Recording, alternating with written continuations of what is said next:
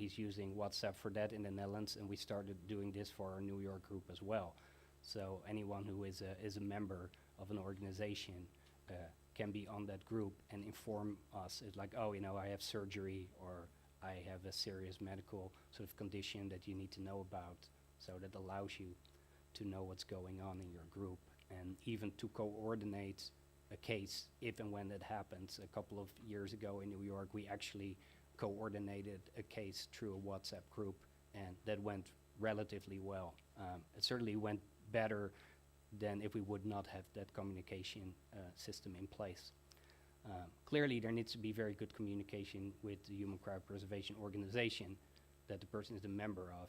They will probably do a lot of things behind the scenes, like providing paperwork to the hospital and give specific guidelines, but they may not be able to be there on time. So when it comes to the procedures itself, that's you. You need cooperation with a local funeral home. I think one thing here to really emphasize is this is not something you want to do last minute, because you don't know what funeral home might be very cooperative or not, or you might find yourself being charged a lot of money because they know it's an emergency. So you want to be proactive on this front right now and have your local group make contacts with cooperative local funeral homes.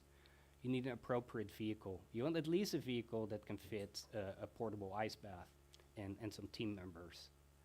And that often is one of the most formidable problems for local groups that only consist of volunteers, because an ideal human cryopreservation response vehicle at the very least would be a small van or even a truck if you want to put all the right things in.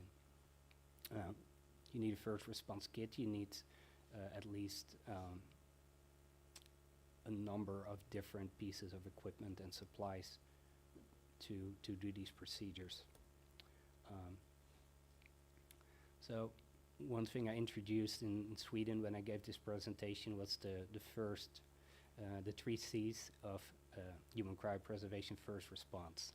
One is circulation, the other one's cooling, and the other one is citrate, which we'll talk a little bit about later, which is a very powerful anticoagulant to prevent blood clotting.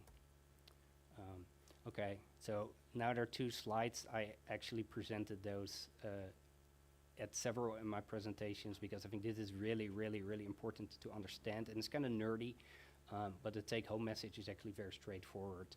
But is it possible to cool a patient so fast that you can outrun ischemia, that you can outrun the damage that occurs to the brain after circulatory arrest? So Mike Perry from the Alcor Life Extension Foundation actually tried to calculate this, and we made a number of assumptions, quite a bit actually. So the patient is not ischemic prior to pronouncement of legal death. Well, that is not always the case, but let's assume that.